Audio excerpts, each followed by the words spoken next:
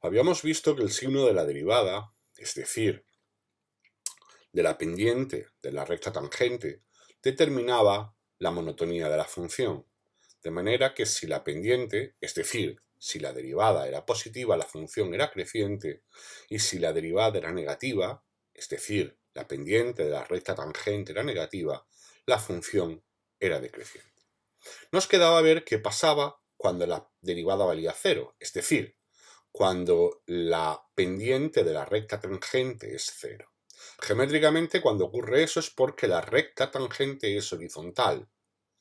Y como se ve en el gráfico del ejemplo, cuando la pendiente es horizontal, es decir, cuando la derivada vale cero, es posible que tengamos un extremo.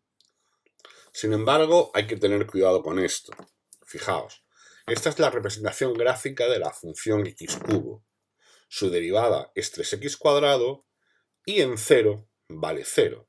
Sin embargo, es claro que esta función en 0 no tiene ningún extremo relativo, ni máximo ni mínimo.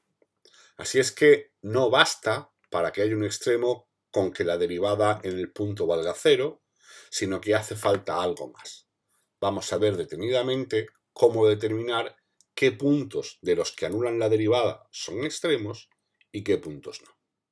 Para determinar si los valores que anulan la derivada son máximos relativos, mínimos relativos o no son extremos, tenemos dos procedimientos que nos pueden responder esa pregunta. El primero, el método 1, es sobre todo útil si ya tenemos estudiada previamente la monotonía de la función, es decir, si ya sabemos los intervalos en los que la función crece y los intervalos en los que la función decrece.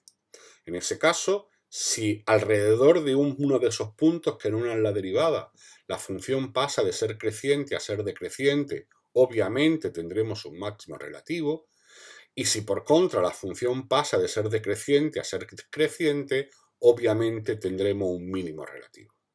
En aquellos casos en los que no haya variación en la monotonía de la función, no tendremos extremo. Si no tenemos estudiada previamente la monotonía de la función, no es necesario hacerlo. En ese caso es mucho más efectivo utilizar el método 2. Para él lo único que necesitamos es calcular la segunda derivada de la función, es decir, la derivada de la derivada. Si al evaluar los puntos que anulan la primera derivada en 0, si al evaluarlo en la segunda derivada el resultado es negativo, la función presentará un máximo relativo, y si la segunda derivada es positiva, la función presentará un mínimo relativo. En el caso de que la segunda derivada valga 0, no tendremos extremo.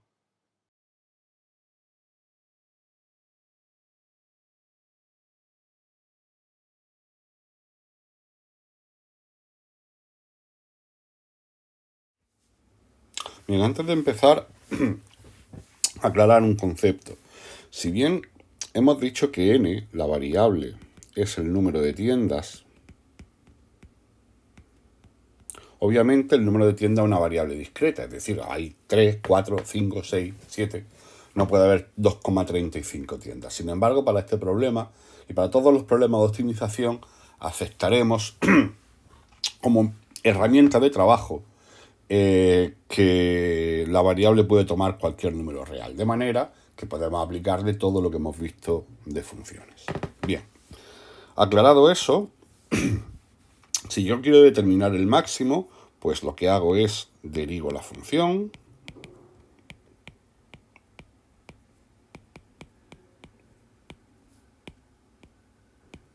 y igualo la derivada a 0, lo cual equivale a tener que resolver esta ecuación. Si divido todo entre menos 24, me quedará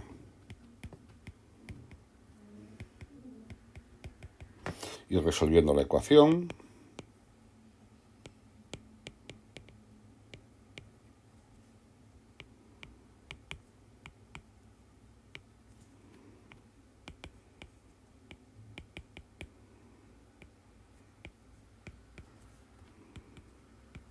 nos salen dos soluciones, en 4 y en 1.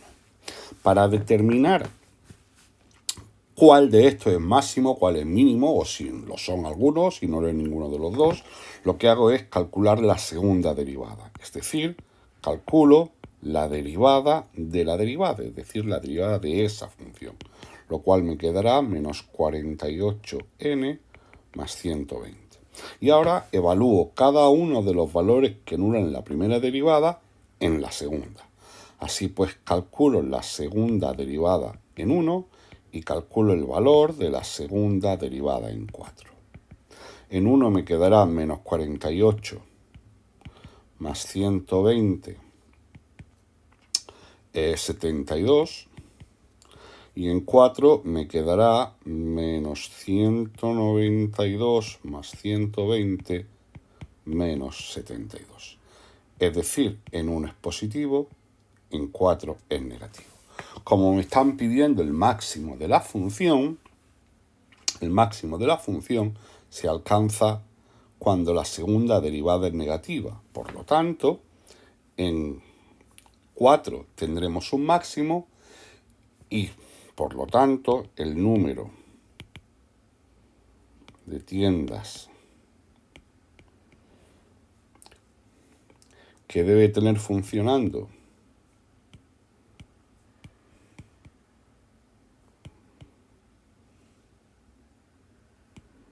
para que el beneficio sea máximo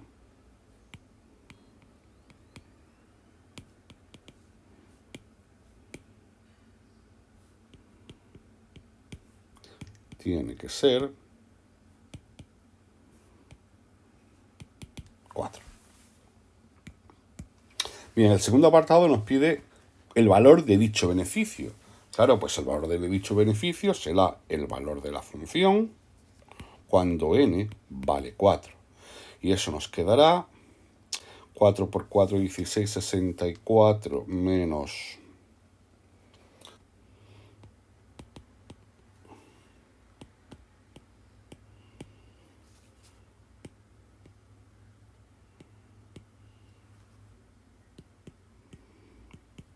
64 y por lo tanto el beneficio máximo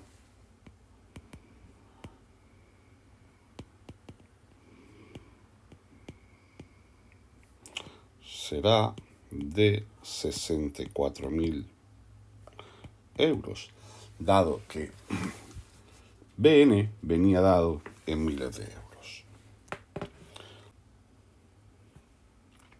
Por último, los beneficios semanales por cada tienda, será el cociente de los beneficios partido por el número de tiendas. Es decir,